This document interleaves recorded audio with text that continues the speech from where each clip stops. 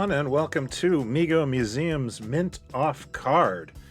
I am Brian, your host, and you're likely familiar with our subject today, the first of what is supposed to be many 4-packs of Mego Marvel superhero characters through the Disney store.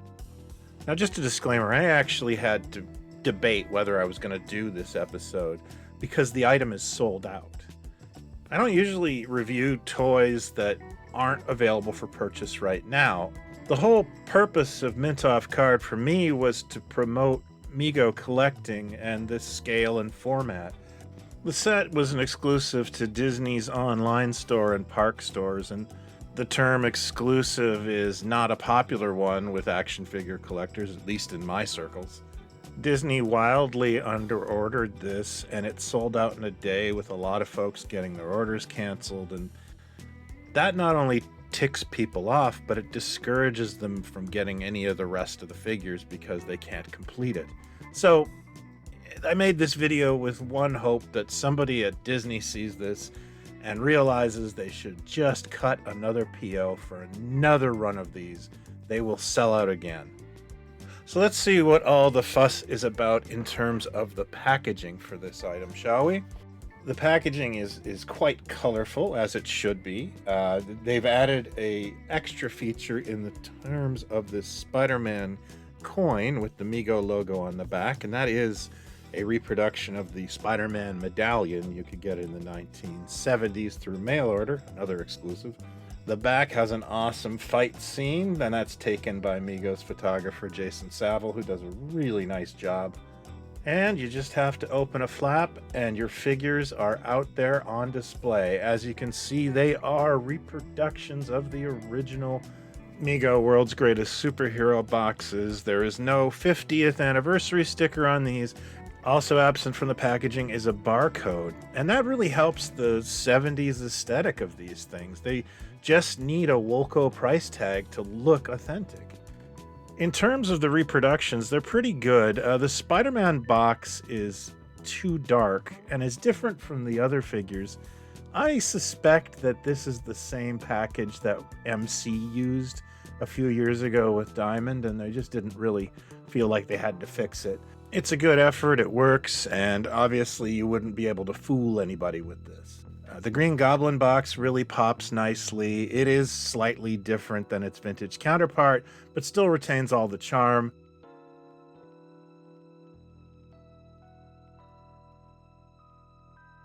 The coloring on the Lizard box is a little light.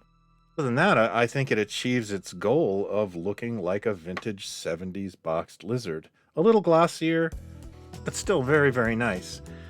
I'd also like to congratulate Mego on the ELECTRO box. Of course, ELECTRO is a wish list character for us. A figure we wanted to see as a kid, and I gotta tell you, in the Spider-Man villain hierarchy, ELECTRO's in that top 5.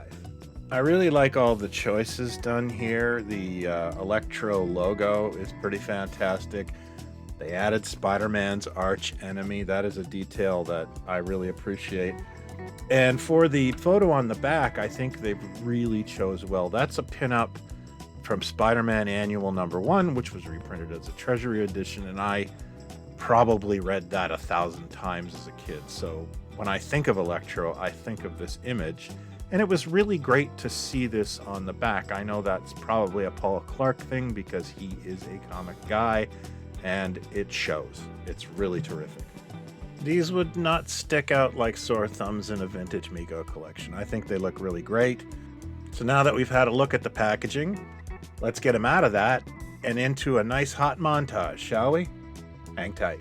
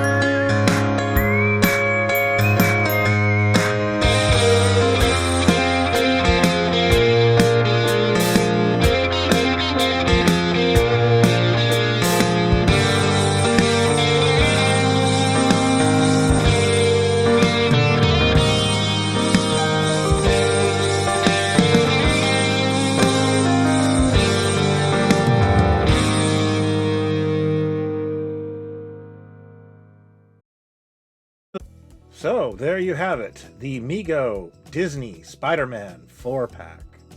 I'm going to break down each character individually and give you my thoughts. First off, let's look at the web slinger himself, Spider-Man, aka the figure I'm least interested in this line. Mainly just because I didn't need another 8-inch Spider-Man. I'm good, but I completely understand a lot of people are happy to see him, and he is essential to this set. The big differences between this and a vintage Spider-Man, of course, this is on the new bandless body, his head is hard, and the suit is made of a different material than the vintage ones, a little thinner. It has a Velcro back instead of, the snaps. The way the outfit falls on the figure is a little different. That happens when you change the body, and there tends to be a little bit more of a pulling down. However, it's really not something that bothers me unless you put it next to a vintage Spidey. But this new one has a swivel arm, and I really dig that. It can make him look like he's spinning webs. Moving on to Spider-Man's #1 archenemy, the Green Goblin. It's a pretty striking figure. They've really tried to match the color and the look, and I realize that some of the materials they may have used in the 70s may not be so easily available these days, but I think they've really nailed it. The satchel's perfect, the head is great. My one issue with this figure is the boots. The boots appear to be manufactured in the same way they were in the 1970s, but the materials used are a little smoother, slicker.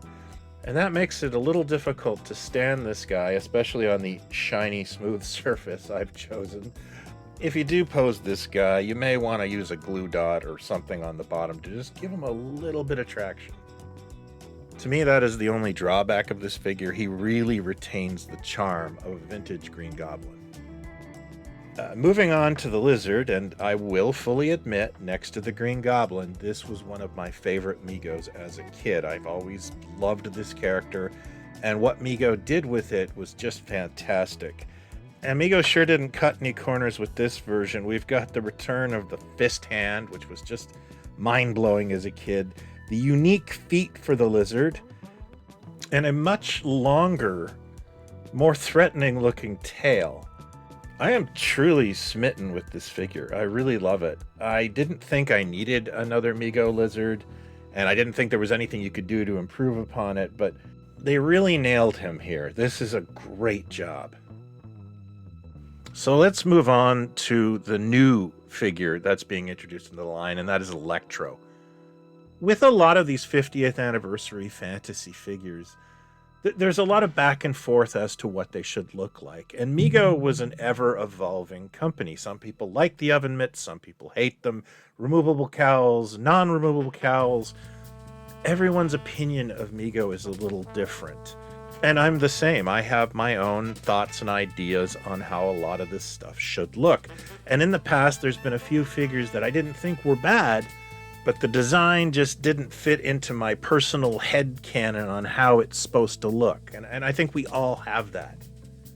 So I was pretty elated to find out how much ELECTRO looked how I thought he should look. First of all, let's talk about Andrew Kovalt's head sculpt. Now, I'm not sure that rotational molding could have pulled off this kind of work in the 1970s. Maybe I'm wrong.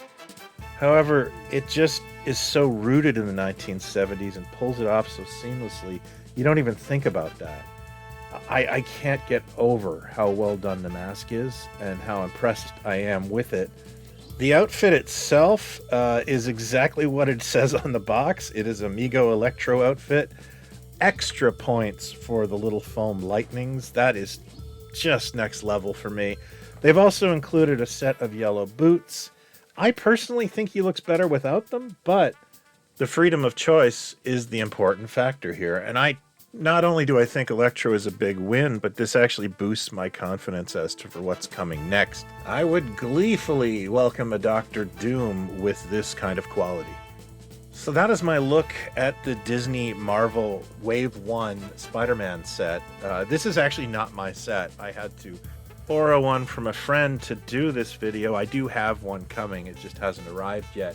And I'm really grateful I got to do this and explore this set. It's really fun, and I sincerely hope that something changes and this gets reissued, I have no doubt the next run will sell out just as quick, to be honest with you. But hopefully it gives more folks a fighting chance.